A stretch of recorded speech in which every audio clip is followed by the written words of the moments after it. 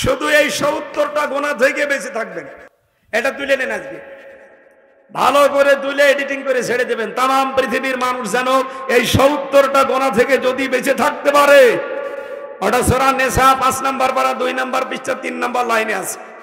আর এটা সূরা নজম 32 নম্বর আয়াত। আমি গ্যারান্টি দিচ্ছি কোরআন হাতে নিয়ে এই 70টা অপরাধ থেকে বাঁচতে থাকেন। আর একটা বিশেষ করে ফাওয়াহিশা, অশ্লীলতা, বেহায়াপনা, আল্লাহর কসম ছোটখাটো অপরাধ আল্লাহ মাফ করে আপনাকে জান্নাতে দিয়ে দেবে। নুদখিলকুম মুদখালান কারীমা, আমি আল্লাহ নিজে তাকে প্রবেশ করাবো আমার সম্মানিত জায়গা, যেটা জান্নাত। বড় গুনাহ থেকে বাঁচা লাগবে। আমি নিজেও আজকে থেকে চেষ্টা করবো এই আয়াতটা জীবনে পঙ্খানো মেনে চলা, কারণ আমার মাপ দরকার নেই। এই কথা বলেন না কেন? ফাগফিরলি, হে আল্লাহ আমাকে মাফ করো। ফাইন্নাহু লা ইয়াগফিরুয যুনুবা ইল্লা আনতা, কারণ তুমি ছাড়া মাফ করার কেউ নেই। নাকি কোনো বাবা আছে? কোনো বাবা নেই। ওমা ইয়াগফিরুয যুনুবা ইল্লাল্লাহ, আল্লাহ বাদে মাফ করতে পারে এমন কেউ আছে? এবার আসেন 1 নম্বরে। বুখারী শরীফে আছে, যদি বড় বড় গুনাহগুলো কোন হাদিসে আমি 7টা পেয়েছি, কোন জায়গায় পেয়েছি 3টা। 1 নম্বর আল ইশরাকু বিল্লাহ, আল্লাহর সাথে শিরিক করা, এটা বন্ধ করা লাগবে। আল ইশরাকু বিল্লাহ, এটা বাংলাদেশে সবচাইতে বেশি হয় ফরিদপুরে আর চট্টগ্রামে। এরা আল্লাহর সাথে শিরিক এই 2 জেলায় বেশি হচ্ছে। আপনি জরিপ চালান বাংলাদেশে 64 জেলার ভেতরে রাজবাড়ির এক অংশে হয়, এই গলান্ত থেকে ঘাট পর্যন্ত। এটা আপনাদের এরিয়া ফিরায়। এই জন্যই তো ফরিদপুর বলছি না, আমি তার আন্দাজে বলছি না, আমি একটা জরিপ পেয়েছি যে বাংলাদেশের সবচাইতে বেশি শিরিক হয় এই রাজবাড়ি ফরিদপুরের এই অঞ্চলটা, আর ওদিকে চট্টগ্রামে। এত বেশি শিরিক বাংলার কোন জেলায় আর হয় না। অন্য জেলার মানুষে শিরিক করে, ওরা অধিকাংশ না বুঝে না জেনে, আর এরা জেনে শুনে করে। শিরিকের কারখানা বানিয়ে রেখেছে, জানা শোনার পরও কিছু করার নেই, কারণ বাবা শাহজালাল সব হালাল। আর আমার কুষ্টিয়াতেও শিরিক আছে। ওই যে সে বিশাল কবি হয়ে বসে আছে একজন, ওনাকে বিশ্ব কবি ছিল, ও শিরকের কবি। ওর কোন কবিতায় আল্লাহ রসুলের নাম পাবেন? আমরা যাকে কবি মানি তিনি হচ্ছে কাজী নজরুল ইসলাম। কথা বলেন না কেন? আর প্রতিটি কবিতায় আল্লাহ রসুলের ঘ্রাণ আসে। আর রবি ঠাকুরের তোমার চরণে কি ঠেকায় যেন, এই মাথা পৃথিবীর কারো চরণে ঠেকতে পারে? বলেন বলেন। এই জন্য শিরিক বন্ধ করা লাগবে। শিরিকের ব্যাপারে কথা পেয়েছি আমি সূরা ফাতিরের 14 নম্বর আয়াতে।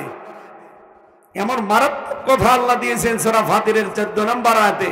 সূরা হজের ওটা আছে মনে হয় 32 নম্বর আয়াতে, না 34 নম্বর আয়াতে। যারা শিরিক করে তাদেরকে যেন পাখি ছো মেরে নিয়ে যায় আকাশে, ওখান থেকে শূন্যের উপরে ফেলে দেয়, ওদের কোথায় পড়বে কেউ জানে না, এমন কঠিন অবস্থায় থাকে শিরিককারী মানুষগুলো। 2 নম্বরে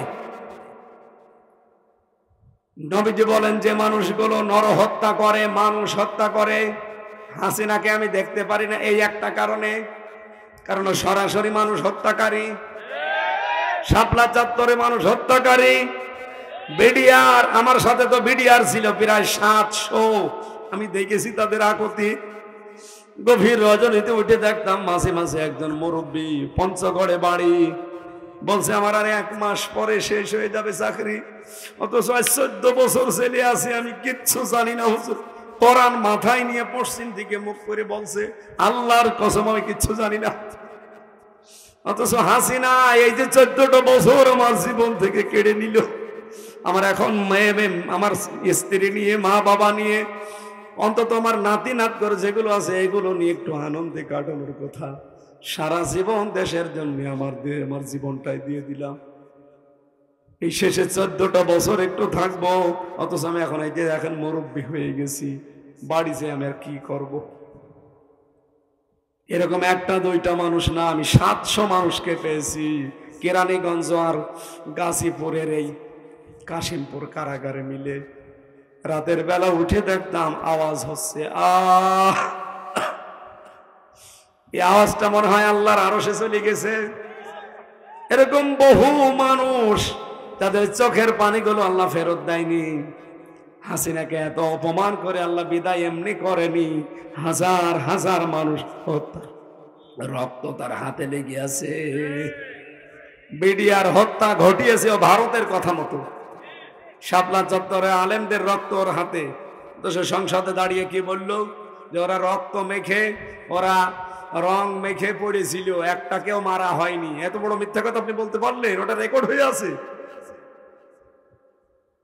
28 অক্টোবর 2006 সালে নজরুলের মতো মানুষকে পিটিয়ে লগি বৈঠা দিয়ে বিদায় তো করেছে, আর লাশের উপরে ড্যান্স দিয়েছে। এটাকে তো কোনো মানুষের উপর করেছে বলে আমি এর আগে পাইনি। এই কিছুদিন আগে আরেকটা পেলাম, এই যে পাথর দিয়ে মানুষ মারার পরে ড্যান্স দিচ্ছিল। এগুলো মানুষ না, সে যে দলের লোকই হোক, ওগুলো মানুষ নামে জানোয়ার, জানোয়ার এবং জানোয়ার।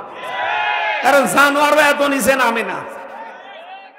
আল্লাহ কাকের উদাহরণ দিয়েছে সূরা মায়েদার 27 নম্বর, 28 নম্বর, 29, 30 নম্বর আয়াতে দেখবেন যে দুইটা কাক মারামারি করে ঠোকরাঠুকরি করে মরে গেল। এখন একটা কাক আর একটা কাককে যে মাটি দেবে, নিজের পা দিয়ে বালু সরিয়ে সরিয়ে গর্ত করে ওখানে ওই কাককে রেখে মুখ দিয়ে ডানা দিয়ে পামা বালিগুলো আবার ওর উপরে দিয়ে ভরাট করে দিয়েছে। তার লাশের উপরে দাঁড়িয়ে ড্যান্স দেয়নি। এটা কাক এই কাক করতে পারে। আর আপনি,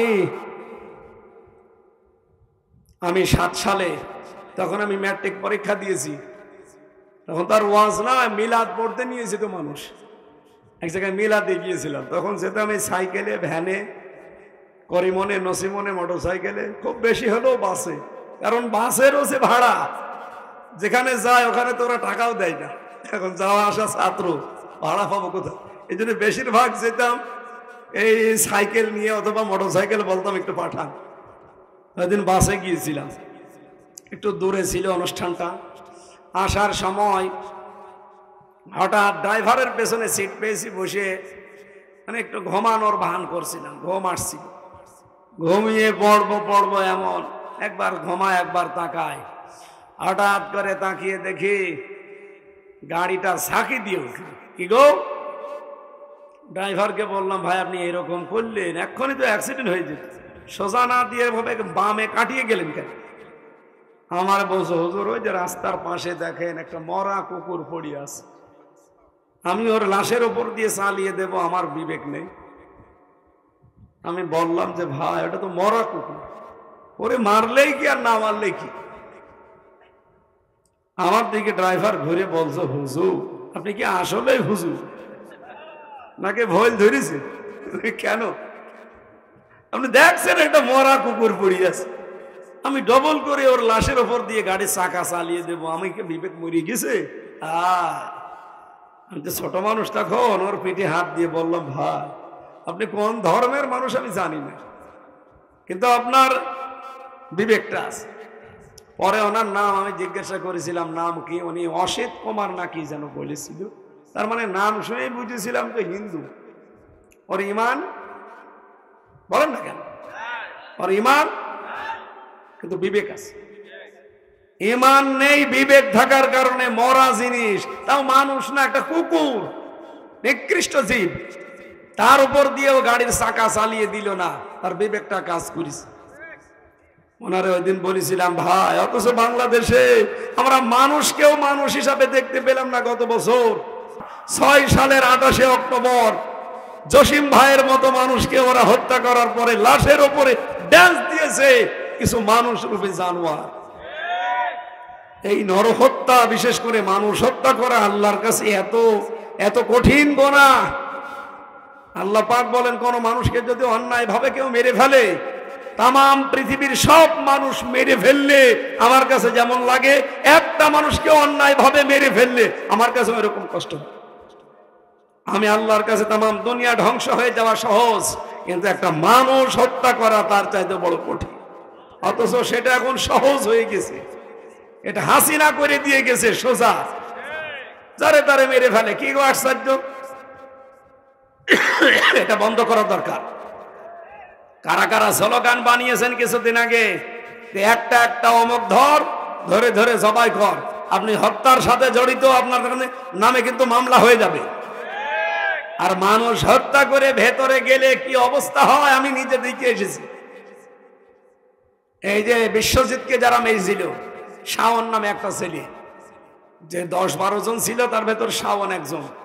এটা রেকর্ড হচ্ছে, ওর কানেও কালকে যাবে, কারণ ভেতর ওরা টিভি দেখে। ওর বাড়ি খুলনা, ওই যে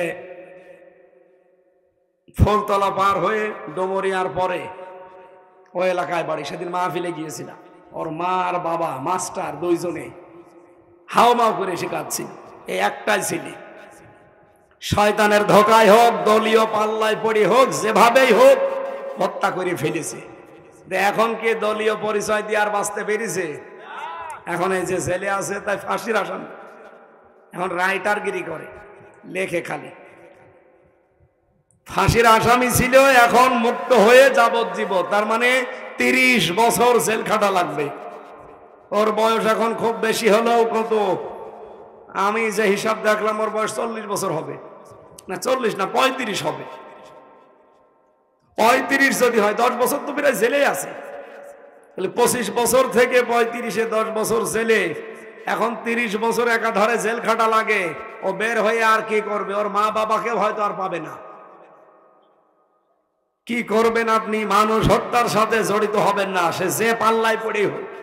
এটা বন্ধ হওয়া দরকার কিনা বলেন? কোরআনে কারীম কি জানিয়েছেন? রব্বুল আলামিন বলেন, অমাইয়াকতুল মুমিনাম মুতাআম্মিদান ফাজাযাউহু জাহান্নাম খালিদান ফিহা ওয়াগদিবাল্লাহু আলাইহি ওয়া লা'নাহু ওয়া আ'দ্দা লাহু আযাবান আযীমা। কোন মানুষ যদি একটা মুমিন হত্যা করে ইচ্ছাকৃতভাবে, আমি আল্লাহ কমপক্ষে 4টা শাস্তি তার জন্য রাখলাম। 1 নম্বরে ফাজাযাউহু জাহান্নাম, তার পুরস্কার হিসাবে কি দেব? বলেন বলেন। এজন্য মানুষ হত্যার সাথে যারা জড়িত, কেউ ডাইরেক্ট, কেউ ইনডাইরেক্ট, কেউ বিভিন্ন জায়গা থেকে খালি ইশারা দেয়, যেভাবে আপনি মানুষ হত্যার সাথে জড়িত হবেন না কেন, বিশ্বাস করেন কোরআন 193 নম্বর আয়াত সূরা নিসা, মানুষ হত্যাকারীর প্রথম শাস্তি জাহান্নামে যাওয়াই লাগবে, যদি ওই যাকে মেরে ফেলেছেন তার স্ত্রী, তার মা বাবা, তার সন্তান আপনাকে মন থেকে মাফ করে না দেয়। এমনকি তাদেরকে যদি দিয়ত দেওয়া না হয়, তারা যদি বলে আমার 20 লাখ টাকা দেওয়া লাগবে, আপনাকে মাফ করে দিলাম, তাই দেওয়া লাগবে। এই কথা বলেন না কেন? বলেন তো, বাংলাদেশে এই যে 24-এ 2732 জন মানুষ হত্যা হয়েছে, এটা সরকারি একটা জরিপে, এর চাইতে আরো বেশি হবে। এই হত্যার সাথে ডাইরেক্ট ইনডাইরেক্ট যারা জড়িত, আমরা প্রথম আসামির নাম পাচ্ছি এখন হাসিনা, 2 নম্বরে নাম পেয়েছি আসাদুজ্জামান কামাল, 3 নম্বরে নাম পেয়েছি শেখ রেহেনা। এই যে যাদের নাম আসতেছে, এ তো এমনি এমনি নাম ঢুকিয়ে দেয়নি, এরা জড়িত আছে, পরীক্ষা নিরীক্ষা করে দেখা গেছে। কিয়ামতের দিন আল্লাহ যদি বিচার করে, তাহলে ইনি যদি জাহান্নামে, তো মাস্ট বি যাওয়া লাগবে। যদি জাহান্নাম থেকে মুক্তি হতে চায়, যদি মুক্তি পেতে চাই, এই 2732 জন অন্ততের আগের গুলো বাদ দিলাম, প্রত্যেকটি পরিবারের মা বাবা, স্ত্রী, সন্তান, এরা যদি মন থেকে বলে মাফ করে দিলাম, তাহলে ওই মহিলা মাফ পাবে। আর যদি বলে না, আমাদের এক একজনকে 50 লাখ করে টাকা দেওয়া লাগবে, তাহলে হাসিনার তাই দেওয়া লাগবে। এখন হাসিনার যা অবস্থা, ও টাকা পাবে কোথায়? ও টাকা পাবে কোথায়? টাকার অভাব আছে মানে টাকা পাবে কোথায়? এখন ওর বাবার যে জমি জায়গা ও ছাতা বিক্রি করলে তো 10 লাখ টাকা হবে না, আর নাই হইলো নাই 50 লাখ, হতে একজনই শেষ, এখনো 2731 জন বাকি, টাকা পাবেন কোথায়? সুতরাং সেখানে যা টাকা পয়সা পাচার করেছেন সব নিয়ে আসেন, এদের বাড়ি বাড়ি পৌঁছিয়ে দেন, মাপ নিয়ে মরে যান, তারপরও কথা বলছেন। আর যদি অবস্থায় যান আপনাকে কেউ বাঁচাবে না। এই আয়াত বলছে প্রথম পুরস্কার আপনার জাহান্নাম। কতদিন থাকবেন? খালিদান ফিহা, চিরকাল। কতদিন? কারণ এটা কবিরা গুনাহ, আপনাকে মাপ পেয়ে তারপরে মরা লাগবে। কবিরা গুনাহ করে আপনি যদি যান হেলায় খেলায় যে যা হচ্ছে হোক না, আপনি গেলে খালিদান ফিহা, চিরকাল জাহান্নামে থাকবেন। 3 নম্বরে ওয়ালা আনাহু, আল্লাহ বলেন আমি নিজে তার উপরে লানত করি, ওয়াদালাহু আযাবান আযীমা, আর যন্ত্রণাদায়ক একটা শাস্তি তার জন্য আমি রেডি করে রেখেছি। আল্লাহর শাস্তি দুনিয়ার সাথে মিলবে? আল্লাহ একটা ধরন দিয়েছেন কিভাবে শাস্তি দেবে। নারুল্লাহিল মুকাদা আল্লাতী তাত্তালিউ আলাল আফইদা ইন্নাহা আলাইহিম মুসাদা ফি আমাদিম মুমাদ্দাদা। রব্বুল আলামিন বলেন আমি নিজে একটা আগুন জ্বালিয়েছি, এই আগুনের নাম হচ্ছে হুতামা। নাম কি? এখানে ফেলে দেওয়ার পর আগে যেখানে আগুন লাগবে সঙ্গে সঙ্গে কলিজা পুড়ে যাবে। আল্লাহর আযাবের ধরন দেখেছেন? দুনিয়ার কোন আগুন যদি আপনার হাতে লাগে হাত পড়বে শেষ, কিন্তু জাহান্নামে যেটা হুতামা, আল্লাহ যে আগুনকে জ্বালিয়েছেন এটা যদি শরীরের কোনো জায়গায় লাগে, যদি চুলেও লাগে, সঙ্গে সঙ্গে কলিজা পুড়ে কালো হয়ে যাবে। আল্লাহ বলেন এটাকে ইন্নাহা আলাইহিম মুসাদা, এদেরকে আমি জাহান্নামে দেওয়ার পরে ঢাকনা উপরে দিয়ে দেব যেন বের হতে না পারে। ফি আমাদিম মুমাদ্দাদা, লম্বা লম্বা আগুনের খুঁটির সাথে ওদেরকে পিঠ মোড়া দিয়ে বেঁধে রাখা হবে।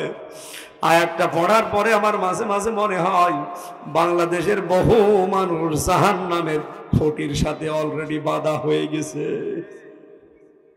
মানুষ হত্যার সাথে জড়িত হওয়া যাবে না, যারা হয়েছেন এইভাবে মাফ নিয়ে নিন। আমাদের বাংলাদেশের বিচার ব্যবস্থায় যেটা, এটা মাফ হয় না। 10 বছর 20 বছর 30 বছর জেল না, হবে না। যাকে মেরেছেন তার বাবার কাছে, মায়ের কাছে, স্ত্রীর কাছে, সন্তানের কাছে আগে মাফ চাবেন। তারা যদি বলে মাফ করতে পারি 50 লাখ টাকা দেওয়া লাগবে, আপনাকে তাই দেওয়া লাগবে। এর বাইরে কোনো মাফ নেই। বিচারে যা হয় এর দ্বারা মাফ হয় না, হয়তো শাস্তি হয়, কিন্তু মাফ পেতে হলে এই কাজ করা লাগবে। কথা বুঝতেছেন ভাই? 3 নম্বরে জাদু করা। জাদু তো এ দেশে নেই, জাদু করলে এটা কিন্তু কবিরা গুনার অন্তর্ভুক্ত। 4 নম্বরে নামাজ ত্যাগ করা, এটা সূরা মরিয়মের 59 নম্বরে আছে। রব্বুল আলামিন বলেন এই পৃথিবীতে এমন কিছু মানুষ আপনার পরে আসবে, এই মানুষগুলো দেখবেন হেলায় খেলায় নামাজ ছেড়ে দিয়েছে, নষ্ট করেছে, আর ওদের মন যা মনে হয় ওরা মন মতো কাজ করেছে। সুতরাং নামাজ ত্যাগ করা যাবে না ভাই। এটা ওয়াজ করার বিষয় না, এটা আমার বাস্তবে আমল করা দরকার। 5 নম্বরে যাকাত যারা দেয় না, এটা কবিরা গুনাহ। 6 নম্বরে রোজা যারা রাখে না। 7 নম্বরে সমর্থ থাকার পরে যারা হজ করে না। 8 নম্বরে যারা আত্মহত্যা করে। 9 নম্বরে যারা পিতা মাতার অবাধ্য সন্তান। 10 নম্বরে যারা রক্তের সম্পর্কগুলো ছিন্ন করে। আর এই বাংলাদেশে আমি সেদিন কোথায় যেন বলেছিলাম, রাজবাড়িতে, কল্যাণপুরে, বাংলাদেশে আমরা কেউ চাই না পুরুষ মানুষ আমার রক্তের সম্পর্ক নষ্ট হয়ে যাক, কিন্তু এটা আমরা বাধ্য হই আমাদের অধিকাংশ স্ত্রীর কারণে। বলেন বলেন। এই জন্য স্ত্রীরাও সাবধান থাকবেন, আপনার কারণে আমি যেন জাহান্নামী হয়ে না যাই। 11 নম্বর পেয়েছি যারা ব্যভিচার করে, এরা যদি তাওবা না করে মারা যায় এদেরকে আল্লাহ মাফ করবে না। 12 নম্বরে যাবার সমকামিতা করে। 13 নম্বরে যারা সুদের লেনদেন করে। 14 নম্বরে যারা এতিমের সম্পদ আত্মসাৎ করে। 15 নম্বরে আল্লাহ ওয়া রাসূলের উপরে যারা মিথ্যা আরোপ করে, আন্দাজে দোষ দেয়। 16 নম্বরে যুদ্ধের ময়দান থেকে যারা পলায়ন করে। আমরা এবার একটা কথা শুনছি মাঝে মাঝে যে এবার যেটা আসতেছে এটা শুধু ভোট না, এটা ভোট যুদ্ধ। শুনতেছেন না? ভোট আর ভোট যুদ্ধ কি এক? আপনি বদরের ময়দান দেখেননি, কিন্তু এবার দেখবেন, কারণ এবার ইসলাম হয় থাকবে না যাবে, এই নিয়ত নিয়েই কিন্তু ময়দানে অনেকে যাবে। বদরের ময়দানে যেমন ছেলের বিরুদ্ধে বাবা দাঁড়িয়েছে, বাবার বিরুদ্ধে ছেলে দাঁড়িয়েছে, স্বামীর বিরুদ্ধে স্ত্রী দাঁড়িয়েছে, এবারও দেখবেন বাংলাদেশে অনেক সন্তান তার বাবার বিরুদ্ধে দাঁড়াবে, অনেক স্ত্রী তার স্বামীর বিরুদ্ধে দাঁড়াবে। এই কথা বলেন না কেন? সুতরাং এবার এই জিহাদের ময়দান থেকে আর পালানো যাবে না। পালালে আপনার কবিরা গুনাহ হবে। কারণ আমার না, যে যা করছে করুক, যে যা করছে করুক, মানে আপনি যে এরপরে আল্লাহ বলে ডাকবেন সে পরিবেশও থাকবে না। দাদারা এমন কিছু চাপিয়ে দেবে। এরপরে পেয়েছে জুলুমকারী শাসক, এটা বলার দরকার নেই। এরপরে 18 নম্বর অহংকারী যারা, 19 নম্বরে মিথ্যা সাক্ষী দাতা, 20 নম্বরে যারা মদ পানকারী। আমি সেদিন জাহাঙ্গীরনগর বিশ্ববিদ্যালয় নিয়ে একটু টাচ দিয়েছিলাম, যে ওখানে মদ খায় ছেলে মেয়েরা। এটা অনেকে বলছিল, হ্যাঁ এত বড় মিথ্যা কথা বললেন, এই যে 16 জন ধরা পড়েছে মদ খাওয়া অবস্থা। এখন অনেকে বলছে হামজা বলিস, ঠিকই বলিস। আমি কি আন্দাজে বলেছিলাম? আমি দেখে দেখে বলেছিলাম ওরা মদ খায়। ওরা তো এই জাহাঙ্গীরনগর ভার্সিটির যারা দায়িত্ব আছে, না আমার ছেলে মেয়েরা মদ খাবে কোন কারণে? মদ খাবে কারণে 16 জন ধরা পড়েছে, ও কি মধু খেতে খেতে সরাসরি মদ আর গাঁজা খাচ্ছে, সেই সময় দিয়ে প্রশাসন দিয়েছে। আমরা আন্দাজে বলি না, হ্যাঁ হয়তো মিস্টেক হয়ে যায় কোনো কথা। সেদিন ঢাকা ভার্সিটি নিয়ে সলিমুল্লাহ মুসলিম হলের জায়গায় মহসিন হল বেরিয়ে গেছে, যে 16 বছর আজান হয়নি অনিয়মিত, অথচ তাই মহসিন হলে না, ওটা সলিমুল্লাহ মুসলিম হলে, আর 16 বছর মাইকে আজান দিতে দেয়নি ছাত্রলীগের ভাইরা, বলতো আমাদের ঘুমের ডিস্টার্ব হবে। কাল বেলা একেবারে ভিডিও আকারে রিপোর্ট করিস, এখন বলছে না হামজা যা বলিস ঠিকই বলিস। হামজা যা বলে ঠিকই বলে, ও তো বানিয়ে বলে না। হয়তো 2-1টা মিস্টেক হয়ে যায়, এই মাথাটা হাসিনা নষ্ট করে দিয়েছে এই কারণে। এমন কোন টর্চার নেই আমার এই মাথার চুল থেকে পায়ের তালু পর্যন্ত শয়তানরা করে না, সব রকমের। এমনকি পেছনে এমন পিটানো পিটিয়েছিল, আমি এই শক্ত জায়গায় বসতে পারি না।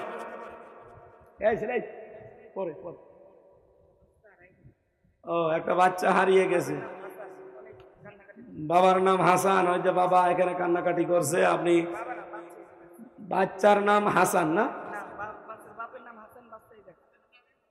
হারায় কি করে? পিটানো দরকার ওই গার্জিয়ান গুলোকে। ইমন নামে একটা ছেলে হারিয়ে গেছে, বাবার নাম হাসান, এখানে আছে স্টেজে, যদি পান এখান থেকে নিয়ে যান গার্জিয়ান যারা আছে।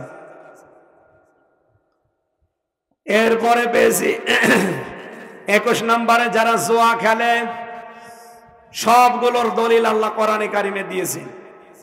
22 নম্বরে সতী নারীর উপরে যারা মিথ্যা অপবাদ দেয়, এটা বাংলাদেশে এখন আরম্ভ হয়েছে। দেখেন যে যা করছে কিছু জানে না, এরকম একটা মানুষের উপরে দোষটা বলছে, ওর উপরে দায় চাপিয়ে দিয়েছে।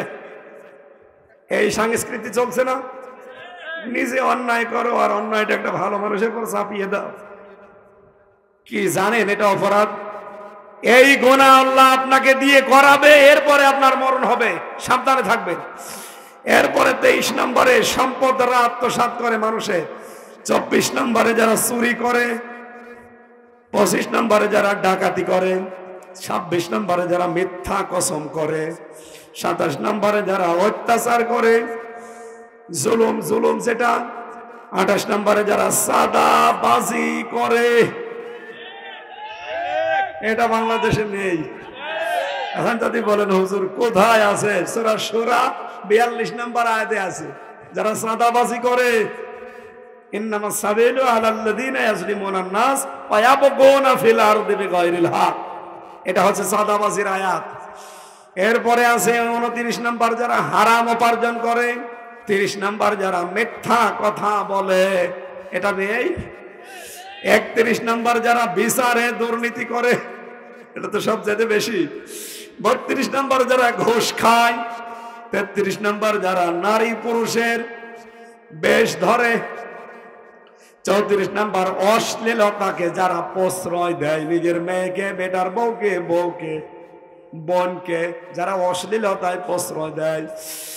35 নম্বর যারা তালাক প্রাপ্তাকে শর্ত দিয়ে আবার বিয়ে করে, যে হেলা, এই যে হুজুরটা বউ মনে করেন তালাক দিয়ে দিল, দিও বউ যেভাবেই হোক আবার ফেরত নেবে। কি করে তখন এই মুরব্বীকে বলে যে দাদা আপনাকে দিলাম শর্ত, আপনি 5-7 দিন পরে আবার তালাক দিয়ে দেবেন, আমি ওটা 3 মাস 10 দিন পরে হালাল করে নেব। এই বিবাহ জায়েজ নেই। আমাদের বাইতুল মোকাররমের সাবেক যে খতিব ছিল, হাসিনাকে যিনি কওমি জননী দিয়েছিল, নুহুল আমিন নাকি জানো না, ওই মাওলানা, এই একদম বাস্তব, ওনার সাথে ছিল, সে আমার সাথে জেলে ছিল, বলছে ওনার সাথে এক উচ্চ পদস্থ এবং ধনী মানুষ, যেভাবে হোক তালাক হয়ে গেছে। ওই মহিলার আবার 2টা বাড়ি আছে ঢাকায়। তালাক হয়ে যাওয়ার পরে ওনার কাছে গেছে, আপনি বাইতুল মোকাররমের ইমাম, আপনি এত বড় হুজুর মুফতি আল্লামা, আপনি এক কাজ করেন, আমার বউটা জায়েজ করে দিন। মনে বলছে জায়েজ করলে অসুবিধা নেই, আপনি বিয়ে দেন এক জায়গায়, দিয়ে সে ছেড়ে দেবে, এরপরে আপনি 3 মাস 10 দিন পরে বিয়ে করে ফেলবেন। বাইরে দিয়ে কি করবো, আপনি তো আছেন। দিয়েছে হুজুরের সাথে, ও মনে করছে হুজুর মনে হয় 1-10 দিন পরে ছেড়ে দেবে। আল্লাহর ইশারা, ওই মহিলার 2টা বাড়ি ঢাকায়, ওই মহিলা 2 মাস 3 মাস 5 মাস যায়, ও যায় না, ছেড়ে দিয়েছে। দিয়েছে তো দিয়েছে, হুজুরের কাছ থেকে মহিলা এখন আর যেতে চায় না, বাড়ি মাড়ি সব এখন হুজুরের। এখন সেই লোক বলছে যে আমি করলাম কি, এরে না দিয়ে যদি ফকিররে দিতাম তাও তো বউ ফেরত পেতাম। হুজুর কি তাবিজ কি জাদু করলে এখন বউ আর আসতে চায় না, হুজুর ওর কাছে আমার জীবনে যাবো না, হুজুরই ভালো। এরকম শর্ত সাপেক্ষে যদি কেউ বিয়ে করেন হবে না ভাই, এটা কবিরা গুনাহ হবে।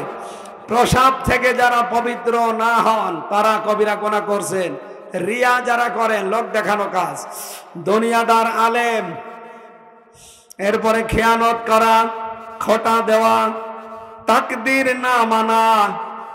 আমি আজকে তাকদীর সম্পর্কে আলোচনা করতাম, কণ্ঠটা ভালো থাকলে। সূরা আরাফের ভেতরে 129-30 না 128-129 এই 2টা আয়াত নিয়ে তাকদীরে থাকলে কি না হয় এখানে আল্লাহ বিস্তারিত দিয়েছেন। দেখি 16 তারিখে কণ্ঠটা ভালো হয়ে গেলে আমি আলোচনাটা করব। সূরা আরাফ 128-129 নম্বর আয়াত, তাকদীর। এই বিষয়টা খুব গুরুত্বপূর্ণ আমাদের এখন। এরপরে পেয়েছি গোপন বিষয় তল্লাশি করা, মানুষের পেছনে লেগে থাকা, চকলখড়ি করা, গালি দেওয়া কাউকে, কোনো মুসলমানকে বিনা কারণে গালি দেওয়া মুসলমানকে, ওয়াদা ভঙ্গ করা, জ্যোতিষীর কথা বিশ্বাস করা, স্বামী স্ত্রীর অধিকার লঙ্ঘন করা, ছবি আঁকা, ছবি তোলা বিনা কারণে এবং টাঙিয়ে রাখা ছবিকে, বিলাপ করা, অহংকার করা, অহংকারে নিজেকে কাউকে মানুষই মনে করে না, এরকম মানুষ নেই। এরপরে অমানসিক আচরণ করা, প্রতিবেশীকে কষ্ট দেওয়া, মুসলমানকে উত্তপ্ত করা, কষ্ট দেওয়া, সৎ বান্দাদেরকে বিশেষ করে কষ্ট দেওয়া, টাকনোর নিচে কাপড় পরা, স্বর্ণ ব্যবহার করা, এটা পুরুষের, মেয়েদের জন্য জায়েজ আছে। অন্যের নামে জবাই করা কোনো বস্তু খাওয়া, এটা কবিরা গুনাহ, হারাম। বৈধ কর্তৃপক্ষের অবাধ্য হওয়া, সত্য অস্বীকার করা, অন্যকে পিতা মাতার পরিচয় দেওয়া, নিজের বাবা মার পরিচয় দেয় না, ধর্ম মা পাতিয়েছে সেই রাজবাড়িতে 10 বার করে বছরে বছরে যায়। কিসের ধর্ম মা, কিসের ধর্ম বাবা? নিজের মা বাবার বাইরে অন্য কারো মা বাবার পরিচয় দেওয়া। যদি মনে করেন নিজের মা বাবার খবর নেই, ও সেই মানিকগঞ্জে মা বাবা পাতিয়ে এসেছেন, অধিকার আদায় করেন সেখানে, যে কবিরা গুনাহ হবে আপনার। কাউকে পানি না দেওয়া, এটা সূরা মুলকের 30 নম্বর আয়াতে আছে। মাপে কম দেওয়া। এরপরে গজব নিশ্চিত, গজবে নিশ্চিত হওয়া, যে গজব আসবেই না, এই বিশ্বাস করা ঠিক না। সব সময় এই বিশ্বাস করা যে আল্লাহ তুমি শাস্তি যদি কিছু এসে থাকে ওটা আরো দূর করে দেবে, এই বিশ্বাস থাকে আল্লাহর প্রতি। এরপরে রহমত থেকে নিরাশ হওয়া, জামাত বিনা কারণে ত্যাগ করা। জামাত মানে জামাত ইসলামী না, নামাজের সাথে জামাতের সাথে নামাজ পড়া, সন্তানকে সম্পদ না দেওয়াই যে শরিক ফাঁকি দেন যারা। এরপরে ধোঁকাবাজি করা, কৃপণতা করা, গোপন বিষয় ফাঁস করে দেওয়া, সাহাবীদেরকে গালি দেওয়া। এই 70টা বিষয় পুরা কোরআনের বিভিন্ন জায়গায় ছড়িয়ে আছে। আল্লাহর ঘোষণা ছিল, যদি তোমরা এই গুনাহগুলো থেকে বেঁচে থাকতে পারো, মানুষ হিসাবে ছোটখাটো যে অপরাধগুলো আমি আল্লাহ নিজ মনে মাফ করে দেব। আর আল্লাহ যদি কাউকে মাফ করে দেয়, তার প্রতিফল কি?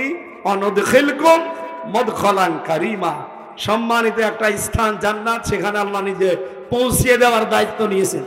এই যে এতদিন আমি কোরআনে কারিম দিয়ে হাদিস দিয়ে ওয়াজ করতাম, আজকে অনেকে কমেন্টে লিখেছে যে এতদিন ওয়াজ শুনতাম ভালোই লাগতো, এই লোকটা ভালো ছিল, এখন রাজনীতির ময়দানে এসে এই লোকটা খারাপ হয়ে গেছে।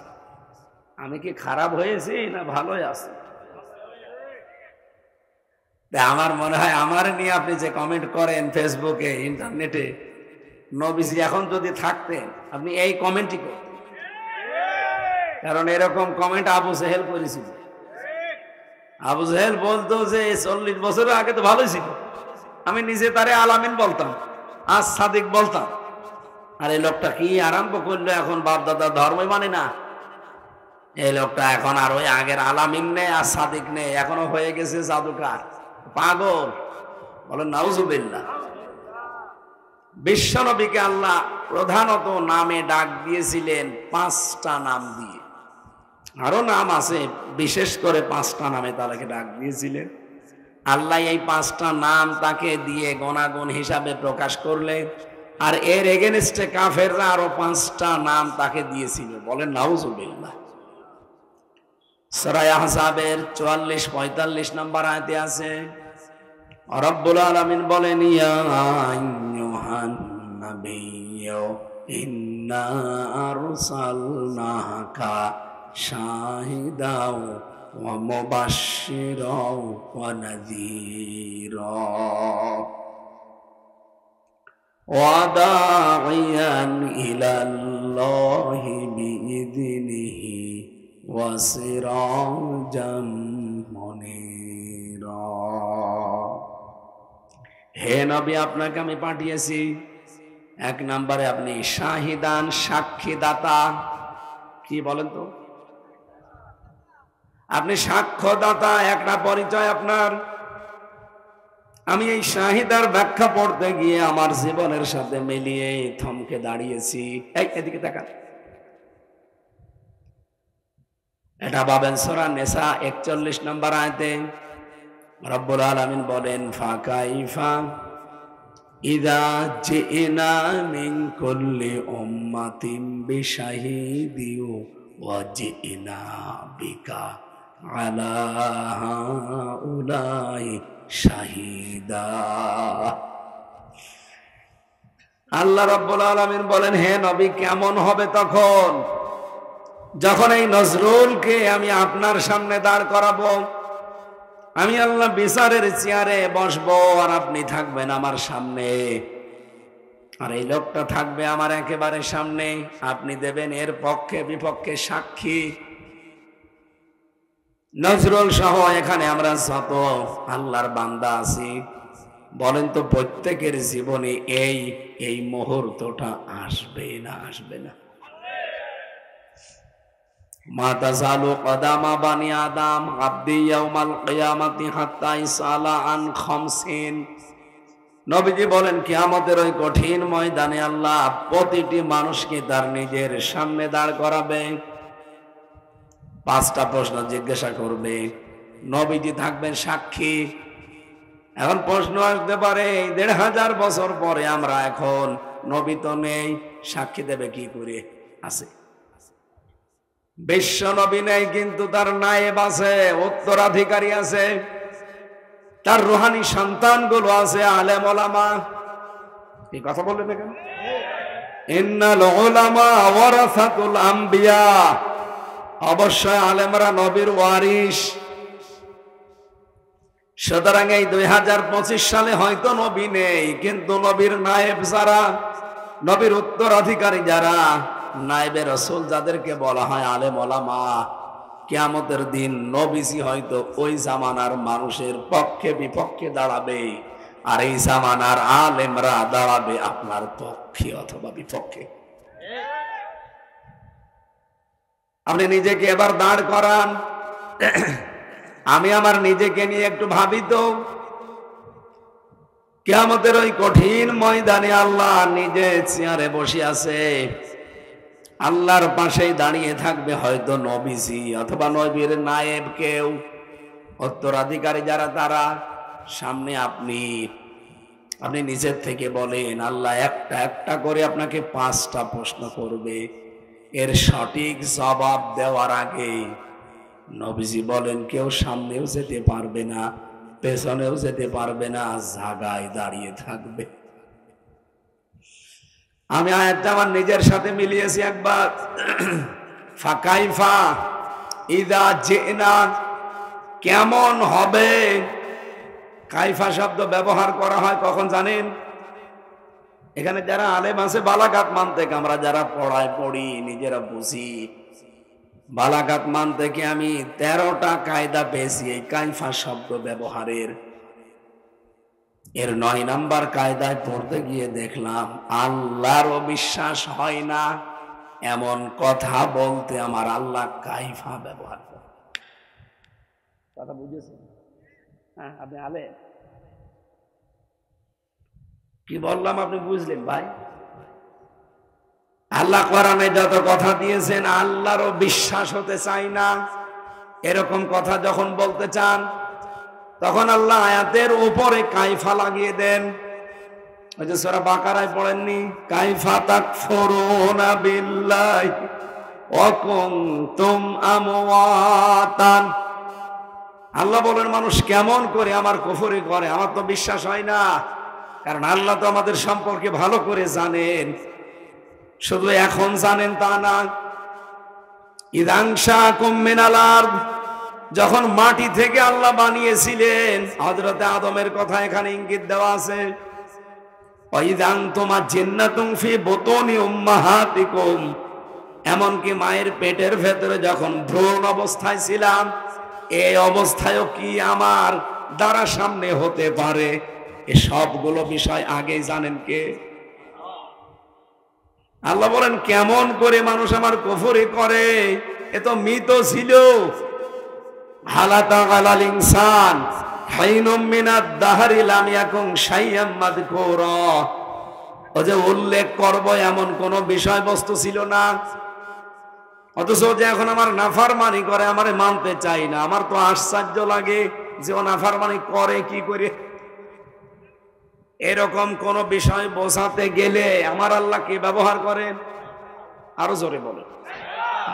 এখানে যে আয়াতে আছে এখানে কি আছে? ফাকাইফা ইদান তুম আজিন্নাতুম ফি বুতুনি উম্মাহাতিকুম ফাকাইফা ইদা জিনা মিন কুল্লি উম্মাতিন বিশাহিদিন ওয়া জিনা বিকা আলা হাউলাই শাহিদা। আল্লাহ এখানে দেখেন ব্যবহার করেছে কেমন হবে। ফাকাইফা, কেমন হবে ওই অবস্থাটা যখন আমি চেয়ারে বসে নজরুলকে ডাক দিয়ে আমার সামনে দাঁড় করাবো। বিওয়াজ্জিনা বিকা আলা হাউলাই শাহিদা, আপনাকে আমার পাশে দাঁড় করিয়ে রাখবো ওরে সাক্ষী দেওয়ার জন্য। যার বিরুদ্ধে অথবা পক্ষে আপনি সাক্ষী দেবেন আজকে। এবার আপনি নিজের থেকে বলেন আপনি যা করছেন, নবীজি সাক্ষী, আল্লাহ নিজে বিচারক, একটু এদিক ওদিকে করা যাবে? আজ বাংলাদেশের বিচারে তো বহু সাক্ষীকে টাকা দিয়ে কেনা যায়, নাকি ফরিদপুরে নেই? শহীদ আব্দুল কাদের মোল্লা রহমতুল্লাহ আলাইহে তার বিরুদ্ধে যারা সাক্ষী দিয়েছে, আপনি খোঁজ খবর নিয়ে দেখেন টাকার কাছে বিক্রি হয়ে গিয়েছে। শহীদ আলী হাসান মোহাম্মদ মুজাহিদ, এই লোকটার বিরুদ্ধে যারা সাক্ষী দিয়েছে, আল্লামা সাইদের বিরুদ্ধে সাক্ষী দেওয়ার জন্য সুখরঞ্জন বালি একটা হিন্দুকে নিয়ে এসেছিল। ও বলেছে জীবন যাবে, মিথ্যা সাক্ষী দেব না। আমার পক্ষে 4 জন সাক্ষী ওরা জোগাড় করেছিল জজ কোর্টে। 4 জন সাক্ষী যে আমাকে জীবনে কোনোদিন দেখেনি, নামও শোনেনি। 4 জনের 3 জনই হিন্দু। মিষ্টির দোকান আছে কুষ্টিয়ায় তাদের। পুলিশ তাদেরকে বলেছে এই মাল দেওয়া হবে, খালি সাক্ষী দিবি যে ওরে আমি চিনি। ও তরবারে নিয়ে গিয়েছে ওর কথা মতো সংসদ ভাঙতে। উগ্রপন্থী দলের সদস্য, শুধু এটা বলবি, বাকি মাল তোরে আমরা দেব। দিয়েছে, ও সাক্ষীও দিয়েছে। তাহলে বাংলাদেশে এরকম বহু সাক্ষী টাকার কাছে বিক্রি হয়ে দেয়। আসতে বলো আছে মানে আমি তো নিজে 3 বছর দেখে আসলাম না। কত মানুষ এখনো পর্যন্ত এই মিথ্যা সাক্ষীর কারণে বছরের পর বছর জেল খেটে চলে যাচ্ছে, অথচ কিছু জানেই না। আপনার এই ফরিদপুর এলাকার কাছে দেখেন, খবর নিয়ে যদি 1200 মানুষ থাকে, আমার মনে হয় কমপক্ষে 600 মানুষ এমন পাবেন তারা মিথ্যা সাক্ষীর কারণে আজ জেলে আছে, কিছুই জানে না। আমি যদি বেশি না বলি, আপনি কালকে খোঁজ নিয়ে দেখেন জেলার কাছে। আমরা তো 10,000 ছিলাম এক জায়গায়, আর আমি যে জেলে ছিলাম ওখানে প্রায় কমপক্ষে 3,000 সব সময় থাকতাম। 4 জন মিলে 10,000। এই 3,000-এর ভেতরে আমি যতটুকু খোঁজ খবর রাখতে পেরেছি, যাদের সাথে মিশেছি, আমার মনে হয়েছে প্রায় 100 জনের 80 জন মিথ্যা মামলা আর মিথ্যা সাক্ষীর কারণে জেলে পৌঁছে মরতেছে। একজনের সাথে হয়তো রাগ আছে, কি করবে, রাগ তো মিটানো যায় না। নিজের ছোট্ট 6 বছরের মেয়েকে লাগিয়ে দিয়েছে তার পেছনে লাওয়াতাতের অথবা ধর্ষণের মামলা দিয়ে, তারে আজ 8 বছর জেলে রেখেছে। লোকটা কিচ্ছু জানে না। আমাদের খাবার আর পানি দিয়েছে, তো মাঝে মাঝে জিজ্ঞাসা করতাম কি মামলা, বলতো এইটা। অত ওর সাক্ষীও আছে। ওই লোকটার রাগ এত বেশি, ওর উপরে তুলতে গিয়ে নিজের মেয়েকে ব্যবহার করেছে হাতিয়ার হিসাবে, আবার সাক্ষী জোগাড় করেছে 3 জন। 3 জন কি বহু টাকা দিয়ে ম্যানেজ করেছে। বলেন, নজরুল ইসলাম যেভাবে দাঁড়িয়ে আছে নবীজির সামনে আর আল্লাহর সামনে, অনেকে টাকা পয়সা ঘোষ দেওয়ার মতো সাক্ষী পাবে? বলেন। আল্লাহ একটা আফসোস বাণী দিয়েছেন যে কেমন হবে বলো দেখো, যখন আমি আল্লাহ বিচারক আর নবী আমার পাশে সাক্ষী দেবে। নবী হয়তো ওই নবী মুহাম্মদ রাসূলুল্লাহ না, নবীর ওয়ারিসরাও হতে পারে। সুতরাং এই জামানায় যারা হক্কানি আলেম, এদের সাথে যদি ঝামেলা করেন, কিয়ামতের দিন আপনি কিন্তু বিপদে পড়ে যাবেন। হক্কানি আলেম তো অনেকেই এখন দাবি করছে। হক্কানি আলেম কারা? ইমাম ইবনে তাইমিয়া রাহমাতুল্লাহ আলাইহি বলেন, তোমরা যদি পৃথিবীতে হক্কানি আলেম দেখতে চাও, 3 জায়গায় খোঁজ করবা। 1 নম্বরে মাটির নিচে। কোথায়? মাটির নিচে হক্কানি আলেম পাওয়া যাবে। ইমাম আবু হানিফা হক্কানি আলেম ছিলেন না? কোথায় পাওয়া যাবে? জবাব দিলেন না। হক্কানি আলেম কাকে বলে আপনি একটু টের পাচ্ছেন? তার জীবনের দিকে তাকান। সেই লোকটাকে ওই দেশের খলিফা আছে, দেশের বাদশা আছে, খলিফা মনসুর। এই লোকটা ডাক দিয়ে বলেছে, ইমাম আপনি শুধু আমার দেশের প্রধান বিচারপতির দায়িত্ব পালন করবেন। উনি বলছে না। কেন? কারণ আপনি তো কোরআন দিয়ে রাষ্ট্র চালান না। যেহেতু কোরআনের বিধান এই দেশে চলে না, আমি যখন বিচার করতে যাব আপনি লিখে দেবেন, ওই রায় দেখে দেখে আমার সই করা লাগবে। এটা তো বাংলাদেশে ছিল না। হ্যাঁ, কথা বলে না কেন? ছিল। তার প্রমাণে এসকে সিনহা একটা বই লিখেছে, আপনি দেখেন ওখানে কি লেখা আছে, 70 পৃষ্ঠায় পাবেন। আমি পুরা বইটা নিজে পড়ে দেখলাম। এই 15.5 বছরে যত বিচার ছিল, যত রায় ছিল, সবগুলো হাসিনার নির্দেশে, বিশেষ করে মেন রায়গুলো। আর এখানে নির্দেশ দেওয়ার জন্য ওখান থেকে চাপ দিত দাদারা। দাদা যা বলে এ দাদি তাই করে। যদিও এখনো দাদি হয়নি, সামনে হবে কিনা জানি না, কারণ যে অবস্থা চলছে, দাদি তো আর এদেশে আসা সম্ভব না। আসলেই আসি। গত পরশুদিন কি ভাইরাল হয়েছে দেখেননি? হাসিনা নিজে বলেছে যে এরোপ্লেন থেকে, এই হেলিকপ্টার থেকে গুলি চালানোর নিজের নির্দেশ। এটাকে আমি বানাচ্ছি? এখন তামাম দুনিয়া জানে। আন্তর্জাতিক অপরাধ ট্রাইব্যুনালে এটা সরাসরি আদালতের সামনে অডিও রেকর্ড শুনিয়েছে। এই দেখেন ওনার কণ্ঠ, উনি বলছে হেলিকপ্টার থেকে গুলি মারেন। আর এখানে বারবার ওনাকে সাহায্য করেছিল যে সে লোকটা আমার কুষ্টিয়ার অকৃতির সন্তান, কৃতি তো বলা যাচ্ছে না, ইনু, ওর নাম আমি দিয়েছিলাম নুনু, সেটাও তো নুনু। এই এনো মিয়া উনি বলছে হ্যাঁ ঠিক আছে ঠিক আছে, ওনার কথা খালি রায় দিয়ে দেন। এই জন্যই তো আমরা 14 দল সহ জাতীয় পার্টি নিষিদ্ধ চাচ্ছি। আমরা কি এমনি চাচ্ছি? কারণ এই 14 দল হচ্ছে হাসিনার পুরা একেবারে ডাইরেক্ট দোসর। আর এদেরকে জালেম হওয়ার জন্য টিকে থাকতে যারা সাহায্য করেছে তারা এই জাতীয় পার্টি। আর এরা এখন বড় বড় কথা বলে, জোতা দিয়ে পিটানো দরকার শয়তান।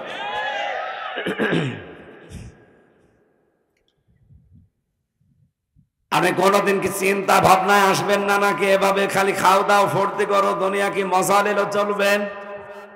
ইমাম আবু হানিফা উনিকে বলতে পারতেন না যে ঠিক আছে আমি মেনে নিলাম প্রধান বিচারপতি, এটা বিশাল ব্যাপার। উনি বলেছিলেন না, আপনার দেশ কোরআন দিয়ে চলে না, আর আপনি নিজে রায় দেবেন, ওই রায় আমাকে সই করা লাগবে, এতটুকু পুতুল বিচারপতি আমার হওয়ার দরকার নেই। আর বাংলাদেশে আজ যারা হক্কানি আলেম বলে নিজেদেরকে দাবি করে, ওরা অলরেডি বাতিলের পাছাটা গোলাম হয়ে বসে আছে। তারা ইসলামী আন্দোলনের বিরুদ্ধে ফতোয়া দেয়, তারা একামতে দ্বীনের বিরুদ্ধে ফতোয়া দেয়। তাদের ফতোয়া কোনো কাফেরের বিরুদ্ধে না, কোনো মুনাফিকের বিরুদ্ধে না। এই কথা বলছেন না কেন? আপনি দেখতে পাচ্ছেন না যারা হক্কানি হক্কানি দাবি করে তাদের ফতোয়া আজ একামতে দ্বীনের বিরুদ্ধে, কোন মুনাফিকের বিরুদ্ধে ফতোয়া দেয় না। এদেরকে শুধু একটু একটু লোভ দেখিয়েছে, এই কারণে যদি আপনি উল্টিয়ে যান, আপনাকে যদি আমার মনে হয় 10টা পদ দিয়ে দেয়, আপনি সরাসরি আল্লাহকেও গালি দেবেন। আমি নিজে যেহেতু অনেকগুলো আলেমের সাথে ছিলাম, 3টা বছর একাধারে ছিলাম, অনেক মানুষের অ্যাক্টিভিটিস, অনেক মানুষের ঈমান পরিমাপ করা আমার শেষ হয়ে গেছে। এই মানুষগুলো কি করতে পারে আমি জানি। ইমাম আবু হানিফা হক্কানি আলেম এমনি বলি না আমরা, এত বড় বিশাল চেয়ার পাওয়ার পরেও তিনি নেননি। আর এদেরকে চেয়ার দেওয়া লাগে না, শুধু একটু লোভ দেখালে এরা আমার মনে হয় মুনাফিক কেউ মুসলমান বানিয়ে ফেলে।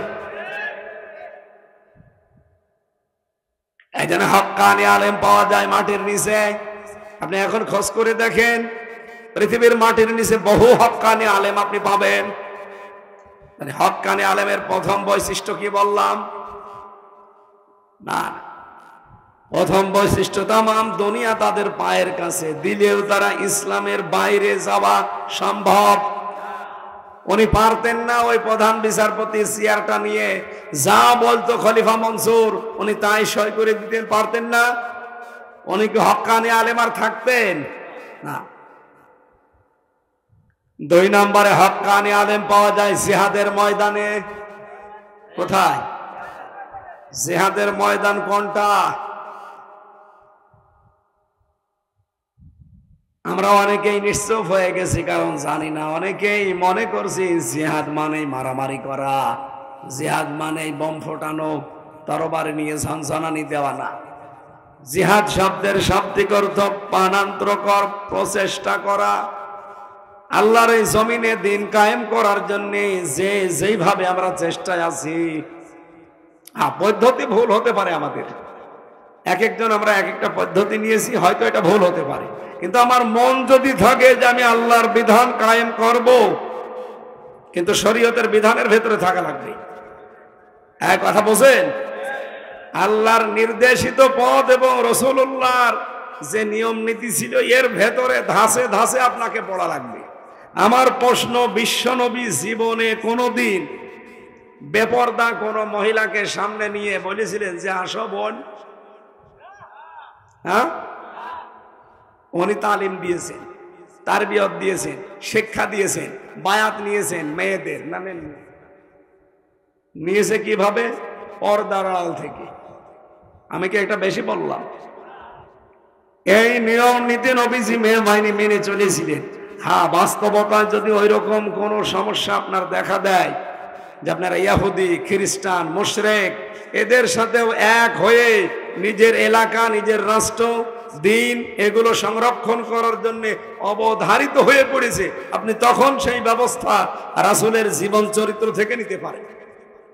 মদিনাতে নবীজি যাবার পর লক্ষ্য করে দেখলেন যে আমার এই রাষ্ট্র মদিনা, ছোট্ট একটা যে ভূখণ্ড, এই জায়গাটা যদি এখন আমার সংরক্ষণ করা লাগে, কারণ চারিদিকে রোম, পারস্য, ওদিকে মক্কার কাফেররা সব চারিদিকে ওত পেতে আছে, কখন এই রাষ্ট্রটা ধ্বংস করে দেওয়া যায়। নবীজি নিজের এই মদিনার রাষ্ট্রটাকে রক্ষা করার জন্যে যে একটা দল বানিয়েছিলেন, ইতিহাস থেকে হাদিস থেকে এটা কোনোদিন আপনারা শোনেননি? উনি দল বানিয়েছিলেন যে তিনটা দল নিয়ে, গোত্র নিয়ে, বড় বড় তিনটা গোত্র ছিল মদিনায়, একটা আউস, একটা খাজরাজ, একটা বনু কাইনুকা। আর নবীজি নিজে মুসলমানদেরকে মিলে কয় দল হইল? বলেন বলেন। আমার প্রশ্ন, নবীজি ইহুদিদের যে গোত্র আউস, খাজরাজ, বনু কাইনুকা, ইহুদিরা কি ওই সময় ভালো ছিল? বলেন বলেন। ওরা তো সেই মুসা নবীর জামানা থেকেই খারাপ। মুসা নবীকে সারা জীবন চালিয়েছে, এমনকি আল্লাহ পাহাড় তুলে এনেছিলেন। এই মেঘ, এই যে আকাশকে মেঘমালা পাহাড়ের মতো তুলে এনে মাথার উপরে ধরেছে, যে এই যে যদি এখন মুসা নবীকে না মেনে নাও, এই পাহাড়ের মতো পাথর, এই যে আকাশ দেখতে পাচ্ছ, মাথার উপরে ফেলে দেব। ওরা ভয়ে বলেছে, মেনে নিলাম। যে পাথর সরিয়ে গেছে, মানি না। কলো সামিআনা ওয়া আসাইনা, শুনলাম কিন্তু মানতে পারলাম না। এটা ইহুদিদের চরিত্র। কাদের? আর জোরে বলেন। ওরা শোনে, শোনার পরে যখন দেখে জানা এগুলো মানলে তো আমাদের অস্তিত্ব আর থাকে না, তখন বলে যে মানি না। দেখেন না এই যে নেতানিয়াহু, এই পৃথিবীর নিকৃষ্ট মানব সন্তান বললে ভুল হবে, এটা শয়তানের সন্তান। জাতিসংঘে বক্তব্য দেওয়ার সময় ওর সামনে যা ছিল সব উঠে চলে গেছে। এর মতো অপমান পৃথিবীতে আর কেউ হয়েছে বলে আমার মনে হয় না। এত অপমান, নাক কাটা চলে গেছে লজ্জায়। শেষে বলতে বাধ্য হয়েছে যে আমি যুদ্ধ বন্ধ করতে পারি, কিন্তু কয়েকটা শর্ত আমার মেনে নেওয়া লাগবে। এতদিন কিন্তু বলে নাই। এই চরম অপমানে সহ্য করতে না পেরে শেষ পর্যন্ত এই কথা বলেছিল যে আমি যুদ্ধ বন্ধ করতে পারি, কিন্তু আমার এই কয়টা শর্ত মানা লাগবে। কোন শর্ত না, বিনা শর্তে যুদ্ধ বন্ধ করা লাগবে। বলেন বলেন। আজকেও 60 জন ফিলিস্তিনি মারা গেছে। এ পৃথিবীর নিকৃষ্ট মানব হত্যাকারী এই শয়তান, ওর কোনো ক্ষমা নেই। ও এখন যা বলছে ওটা ওর মুখের কথা, ওর মনের কথা না। ও চাপে পড়ে বলছে হয়তো। তামাম পৃথিবী থেকে এখন কিন্তু আওয়াজ উঠেছে, জাতিসংঘে প্রস্তাবনায় অনেক দেশ বলতেছে আমরা ফিলিস্তিনকে স্বাধীন রাষ্ট্র হিসাবে স্বীকৃতি দিয়ে দিলাম। আমাদের বাংলাদেশ অলরেডি এরকম একটা সিদ্ধান্ত নিয়ে দিয়েছে। নিউজিল্যান্ড এখনো দেয়নি। অথচ আমরা দেখি ক্রিকেট খেলা হলে অনেকে নিউজিল্যান্ডের পক্ষে অবস্থান নেয়। এখানে নিউজিল্যান্ডের সাপোর্টার আছে নাকি? দেখে হাত তোলেন তো। এই কাফেরের সাপোর্ট করা যাবে? বলেন।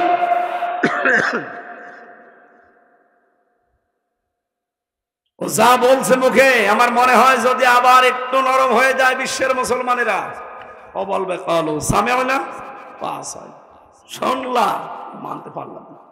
এটা ইহুদিদের চরিত্র একটা। আমার কথা বুঝতেছেন ভাই? এত বড় খারাপ চরিত্রের মানুষগুলোর সাথেও নবীজি বাধ্য হয়ে ইসলাম এবং দেশকে রক্ষা করার জন্য জোট বানিয়েছিলেন। এটা কি ইসলাম ধ্বংস করার জন্য, দেশ ধ্বংস করার জন্য নবীজি জোট বানিয়েছিলেন? এইটা যদি আপনি মেনে নিতে পারেন যে না, নবীজি জীবনেও ইসলাম ধ্বংস করার জন্য ইহুদি, খ্রিস্টান আর মুশরিকদের সাথে জোট করতে পারে না। আজ নবীর উত্তরাধিকারী যারা বসে, ইসলাম সম্পর্কে, দেশ সম্পর্কে, আন্তর্জাতিক বিশ্ব নিয়ে যারা ভাবে, এরাও যদি কোনো কাজ এরকম নবীজির এই ধাঁচে ফেলে করতে চায়, মাস্ট বি আমি মনে করবে যে হ্যাঁ এরা নবীর পথে আছে। আপনি হয়তো কোয়ার ব্যাংক টের পাচ্ছেন না, আন্তর্জাতিক বিশ্ব কিছু বলছেন। গত 2 দিনের রিপোর্ট দেখতে পাচ্ছেন, আমেরিকা এখন 5 কারণে বাংলাদেশ জামাত ইসলামীকে এই দেশের রাষ্ট্র ক্ষমতায় দেখতে চাচ্ছে। মুরব্বি বসেন। কয় কারণে? আপনার একটা চিন্তা আসে না, যারা একটা খ্রিস্টান, ওরা আমাদের জানের শত্রু, ওরা জীবনে কোনোদিন চাইবে পৃথিবীতে ইসলাম প্রতিষ্ঠা হোক, অথচ তারা আজ এই মুসলমানদের ভেতরে যারা আজ ইসলামকে কায়েম করতে চায়, তাদেরকে ওরা 5 কারণে পছন্দ করে। আমি একটা হাদিস পড়েছিলাম, ফাত্তাবিউস সিরাতাল আযম। নবীজি বলেন, অনুসরণ করবা তাদের, যাদের দ্বারা খুব তাড়াতাড়ি ইসলাম প্রতিষ্ঠিত হওয়া সম্ভব। এই বাংলাদেশে, আমি নাম ধরেই বলি, বাংলাদেশে এখন যে পজিশন, ইউনিয়ন থেকে একেবারে সংসদ পর্যন্ত, এমনকি আন্তর্জাতিক মহল পর্যন্ত, ইসলাম কায়েম হলে এরা সব পুঙ্খানুপুঙ্খানু সততার সাথে চালাতে পারে। এই বাংলাদেশে একটা দলের নাম বলেন তো আপনি। জামাত ইসলামী বাংলাদেশ পারবে, কারণ এদের ইউনিয়ন থেকে আন্তর্জাতিক মহল পর্যন্ত প্রত্যেক জায়গায় সৎ, নির্ভীক এবং সততা সম্পন্ন মানুষ আছে। এটা যে প্রমাণ করেছে, তার প্রমাণ আপনাদের জেলা আলী হাসান মুজাহিদ 5 বছর মন্ত্রী ছিল, একটা টাকা না, 4 আনা দুর্নীতি পাওয়া যায়নি। আমি নিজে দেখেছি, আমি তো ওই সময় ছাত্র। উনি মন্ত্রণালয় বাড়ি থেকে খাবার নিয়ে গেছে, খিচুড়ি ভাত আর এই পেঁয়াজ আর এই ঝাল আর ছোট্ট একটা আলু ভাজি, কয়েক পিস, একটা মন্ত্রীর খাবার এটা। আরে ভাই, উপজেলা চেয়ারম্যান না, ভাইস চেয়ারম্যান না, মেয়র না, এমপি শুধু না, অনেক মন্ত্রী। আপনি টের পাচ্ছেন? একটা মানুষ এমপি হলে নাকি তার 14 বংশ আর 100 বছরে কিছু করা লাগে না। আর লোকটা একটা মন্ত্রী খিচুড়ি ভাত নিয়ে গেছে, এই আলু ভাজি দিয়ে, একটা পেঁয়াজ দেখলাম পাশে আর 2-1টা ঝাল। এর চাইতে আবার ভালো মানুষ চান আপনারা? আমার মনে হয় এর চাইতে ভালো মানুষ এখন পৃথিবীতে যদি চান, ফেরেশতা জিবরাইল ছাড়া আর উপায় নেই। কোথায় পাবেন আপনি? সে যদি চাইতেন মন্ত্রী থাকা অবস্থায়, আপনি বলেন, আপনি নিজের বিবেককে বলেন, ওই দলীয় চিন্তা বাদ দিয়ে বলেন, ও নিজে এই ফরিদপুরের বুকে অন্তত 20 তলা বিল্ডিং 5টা বানাতে পারতো না? একটাও আছে ওনার? ভাঙ্গা ছড়া একটা টিনের ঘর, এই যে হুজুর বলছে। আমি নিজে গিয়েছিলাম ওনার বাড়িটা দেখার জন্য, মাদ্রাসা বানিয়ে দিয়েছে। এর চাইতে আর বেশি প্রমাণ আমরা দিতে চাই না। যদি বেশি ভালো মানুষ চান, একবারে আমার মনে হয় মোদি দাদারে নিয়ে চলে আসেন।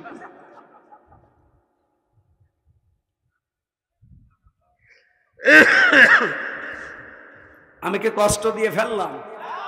বাস্তব বলে বললাম। আপনি হক্কানি আলেমের নাম শোনেন, খুঁজে পান না। জিহাদের ময়দানে হক্কানি আলেম পাওয়া যায়। আজ ইউনিয়ন থেকে আন্তর্জাতিক মহল পর্যন্ত টনক নড়ছে, টের পাচ্ছেন? একটা খ্রিস্টান, একটা ইহুদি, তারা বলতে বাধ্য হচ্ছে যে জামাত ইসলামী বাংলাদেশ 5 কারণে এবার ক্ষমতায় আসবে। 1 নম্বরে তারা ভদ্র, নম্র এবং সৎ। একটা খ্রিস্টান এ কথা বলছে। খ্রিস্টান নবীজিকে যেমন ওই জামানার কাফেররা বলতো যে আলামিনা সাদিক, আমার মনে হয় এখন ঠিক এরকম। এক কথা বলে না কেন? 2 নম্বরে তারা জানিয়েছে যে বাংলাদেশ জামাত ইসলামীতে যারা আছে সবচাইতে বড় উচ্চ শিক্ষিত 2 লাইনে, ধর্মীয় লাইনে, জেনারেল লাইনে।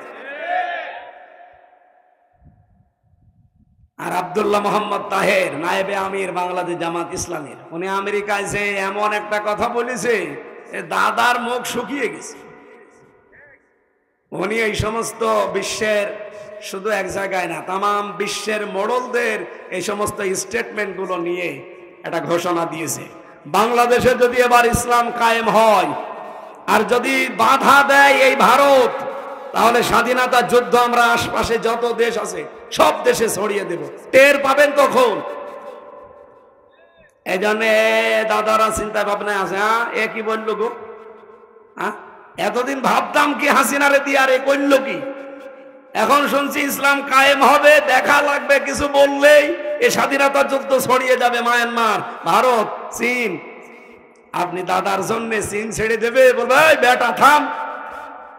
রাশিয়া ছেড়ে দেবে, বলবে এই মোদি থাম, তোর জন্য আমরা বিপদে পড়বো, আমাদের মরণের ভয় আছে। কারণ কাফেরদের সবচাইতে বেশি ভয় কিসে, জায়গা মতো হাত দিয়েছে। বাংলাদেশ জামাত ইসলামের সেক্রেটারি জেনারেল মিয়া গোলাম পরোয়ার উনি জানিয়েছেন, এই দেশে যদি জামাত ইসলামীতে ক্ষমতায় যায় তার প্রথম দিনের কর্মসূচি হবে এদেশে কেউ বেকার থাকবে না। আপনি বিএ পাস করে, এমএ পাস করে, অনার্স মাস্টার্স করে বের হবেন সার্টিফিকেট নিয়ে, সঙ্গে সঙ্গে একটা কর্মজীবন আপনার সাথে ধরিয়ে দেওয়া হবে। ওই এদেশে তো কেউ এরকম কথা বলতে পারে না, খালি খাবো খাবো নেব নেব, এ ধান্দা থাকলে হবে? আমিরে জামাতের মতো ঘোষণা দেন যে এই দল থেকে কেউ এমপি হলে, মন্ত্রী হলে 5 বছরে তার 1টা টাকা বাড়বে না, যা আছে আরো কমে যাবে। দেন তো, কেউ পারেন তো ঘোষণা দিতে? এদেশের কোন রাজনৈতিক দল যদি ঘোষণা দিতে পারে, আমার মনে হয় অন্য কোন দল থেকে কেউ এমপি দাঁড়াবে না। বলবে দলকে কেউ ঝামেলা করে আমার। আপনি হক্কানি আলেম খুঁজে পান না। জিহাদের ময়দানে যারা কাজ করছে ইসলামকে টিকিয়ে রাখার জন্য, এইগুলো হক্কানি আলেম। খালি নামের আগে আমির হামজার মতো মুফতি মাওলানা লেখা থাকলে আলেম হয় না। যে যে জ্ঞান অর্জন করেছে ওই জ্ঞান অনুযায়ী যারা কাজ করে তারা আলেম। 3 নম্বরে হক্কানি আলেম পাওয়া যায় জালেমের জেলখানায়। সারা পৃথিবীতে আপনি খোঁজ করে দেখেন, হক্কানি আলেম এখনো বহু জেলখানায় পৌঁছতেছে। তাহলে এইরকম আলেম যারা, আমি কিন্তু হক্কানি আলেমের কথা বলেছি, ওই 2 টাকা দিলে বিক্রি হয়ে যায় ওই আলেম না। এই হক্কানি আলেমের সামনে নজরুল দাঁড়াবে কিয়ামতের দিন, নবী যদি সামনে নাও থাকে, কারণ উনি সাক্ষী, উনি দেখে দেখে চলছে না যে কি করছে নজরুল, সব দেখতে পাচ্ছেন উনি। সুতরাং এইরকম একজন আলেম কিন্তু আপনার বিরুদ্ধে হয় পক্ষে সাক্ষী থাকবে, নাই বিপক্ষে সাক্ষী থাকবে। নবীজিকে আল্লাহ নাম দিয়েছিলেন এই আয়াতে তো কয়টা? 5টা। উনি সাক্ষী। মুবাশশিরা ওয়া নাযীরা, তিনি সুসংবাদ দিতেন, তে মানুষকে ভীতি প্রদর্শন করতেন। আজকে আমিও যেহেতু নবী নেই, নবীর ওই আদেশটা পালন করতে আমি ভীতি প্রদর্শন করার জন্য সেই কুষ্টিয়া থেকে ফরিদপুর এই 85 কিলোমিটার দূরে এসেছি। আমি আজকে কোরআন থেকে যে আয়াত পড়েছি, এখান থেকে কমপক্ষে 70টা ভয় আপনাকে কোরআন দিয়ে দেখাতে পারি। যদি আপনি এগুলো দেখে থমকে দাঁড়ান যে না এগুলো আল্লাহর বর্ডার, আমি এই রাস্তায় আর যেতে চাই না, নাকি আমি শুরু করব? আমি তো যা বলবো এবার তো কোরআনের প্রতিটি আয়াতের রেফারেন্স দিয়ে কথা বলবো ইনশাআল্লাহ। রব্বুল আলামিন জানিয়েছেন, আল্লাযীনা ইয়াজতানিবুনা কাবাইরাল ইসমি ওয়াল ফাওয়াহিশা ইল্লাল লামাম। আমি তেলাওয়াত করেছি সূরা নজম, সূরা নজমের 32 নম্বর আর 33 নম্বর আয়াত পড়েছি। একটা আয়াতের আংশিক ব্যাখ্যা আমি করব এই ইল্লাল লামাম পর্যন্ত। আমি যতগুলো তথ্য আয়াত থেকে তাফসিরে পেয়েছি ওইগুলো আমি ডেলিভারি দিচ্ছি। আল্লাহ রাব্বুল আলামিন বলেন, আল্লাযীনা যারা ইয়াজতানিবুনা বেঁচে থাকে, এদিকে তাকান ভাই, যারা বেঁচে থাকে কাবাইরাল ইসমি বড় বড় গুনাহ থেকে, অল ফাওয়াহিশা এবং অশ্লীলতা থেকে, ইল্লাল লামামা, ইল্লাল লামাম, পৃথিবীতে যদিও ছোটখাটো কোনো গুনাহ করেও আমার আল্লাহ তাকে মাফ করে দেবে। ছোটখাটো গুনাহ মরার জানতে বা ইচ্ছা করে ছোট কোনো অপরাধ যদি আমাদের হয়ে যায়, বড় গুনাহ যেগুলো আছে, আমি পুরা কোরআন শরীফ থেকে বড় গুনাহ পেয়েছি 70টা। যদি এই 70টা বড় গুনাহ আর স্পেশাল ভাবে আল্লাহ আরেকটা নাম নিয়েছে অল ফাওয়াহিশ, অশ্লীলতা, বেহায়াপনা। এইটা থেকে যদি বেঁচে থাকতে পারেন, আল্লাহর ঘোষণা হচ্ছে, ওটা সূরা নিসার ভেতরে আপনি পাবেন। আল্লাহ রাব্বুল আলামিন বলেন, ইন তাজতানিবু কাবাইরা মা তুনহাউনা আনহু নুকাফির আনকুম সাইয়্যাতিকুম ওয়া নুদখিলকুম মুদখালান কারীমা। বলেন আল্লাহু আকবার। যদি তোমরা বেঁচে থাকো বড় গুনাহগুলো থেকে, আমি আল্লাহ কি করব জানো?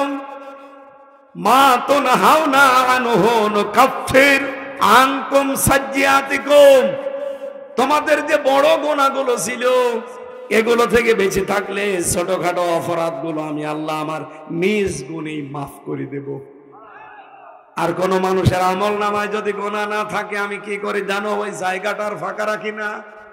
ইল্লা মান তাবা ওয়া আমানা ওয়া আমিলা আমালান সালিহান ফাউলাইকা ইউবাদদিলুল্লাহু সাইয়্যাতিহিম হাসানাত। কোন মানুষ যদি তাওবা করে যে আমি আজকেই সত্যি ভালো হয়ে যাব, এতদিন শয়তানের ধোকায় মন মতো চলতে গিয়ে আমার জীবনটা নষ্ট করে ফেলেছি, এজন্য আমার খুতবায় আমি একটা সাজ্জাতুল ইস্তিগফার শুরু করেছিলাম।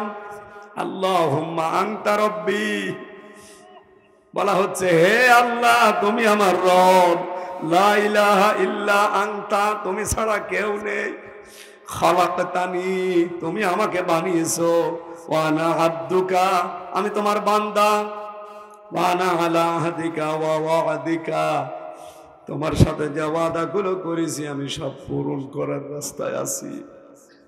একটা একটা করে যতগুলো কথা বলা হচ্ছে, মনে হচ্ছে আল্লাহ পাক তার ভেতরে বান্দাকে টেনে নিচ্ছেন। আমি যদি আজকে সত্যিই তওবা করার নিয়ত নিয়ে এখানে বসি, যে যা হয়েছে হয়েছে, এতদিন যাক, আমি আজকে সত্যিই ভালো হয়ে যাব, আল্লাহ বলেন এরপরে যদি ওর মনে আকাঙ্ক্ষা থাকে, ওয়া আমানা ওয়া আমিলা আমালান সালিহা, আমি আজকে ঈমান আনবে এমন আল্লাহর প্রতি, আর ভালো ভালো কাজের আঞ্জাম দেব দুনিয়ায়, ফাউলাইকা ইউবাদদিলুল্লাহু সাইয়্যাতিহিম হাসানাত।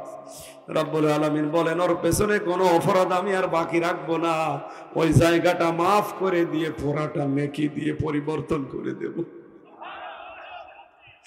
তাহলে আজকে আমাদের এখান থেকে শিক্ষা নেওয়া লাগবে একটা একটা করে, যেহেতু বড় গুনাহগুলো ছেড়ে দিতে পারলে ছোট গুনাহ আল্লাহ মাফ করে দেবে ঘোষণাকার। এবার একটা একটা করে বড় গুনাহ মিলা